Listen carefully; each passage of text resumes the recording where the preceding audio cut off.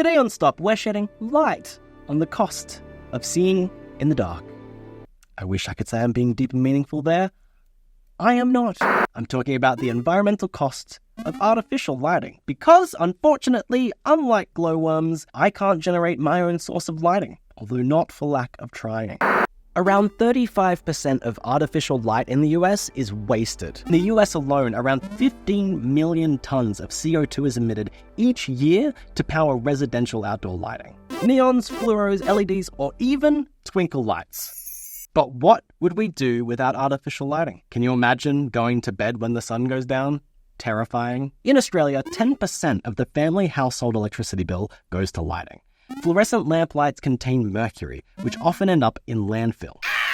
We've lost the simple joy of candles. So let's chat to Cate, who works in a warehouse that smells like honey and constantly has friendly little bees flying all around her, apparently. Sounds lovely.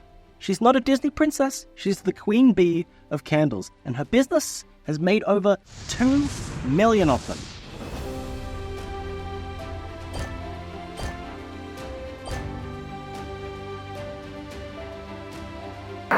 Hi, Cate. So you're a candle maker. Can you tell us a couple of things that you do throughout the day?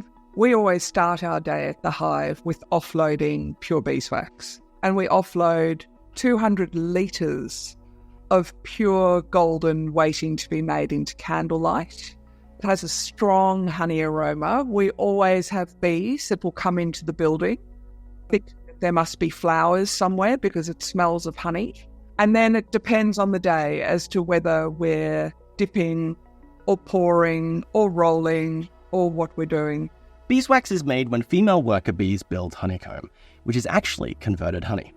Honeycomb stores pollen and honey and acts as a home for baby bees.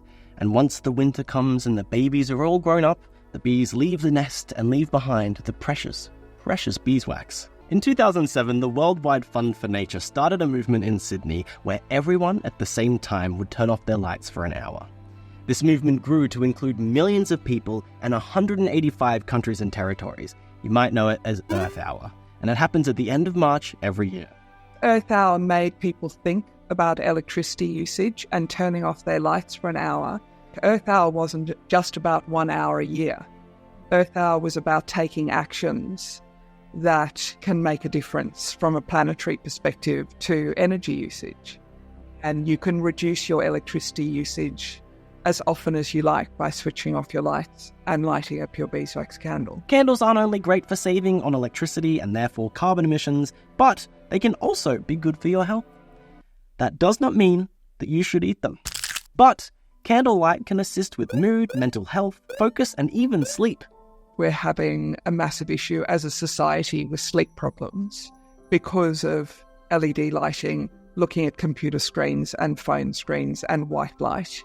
And when you turn lights down, whether that's by using a dimmer or whether it's by turning lights off and using lamps or candles, it signals to your body and your circadian rhythms kick in to stop producing cortisol, which is your stress hormone, and that you're now preparing to relax and unwind for the day. So from everything you've said, it sounds like beeswax candles are the best method for the environment as far as candles goes. Is that right? They're the best method both for the environment and for your personal health. Soy or paraffin, which are both oils, a strong aroma and it has a strong colour. So the first thing they do is chemically bleach it. That process creates billions of tons of dioxins, and dioxins are a complete nightmare for the environment to handle. You know, could say anything to a viewer of this video, someone watching this, what would you like to say? Turning off the lights once a week is a way of making a difference every single week. About how small actions taken by a large group of people can make a big difference.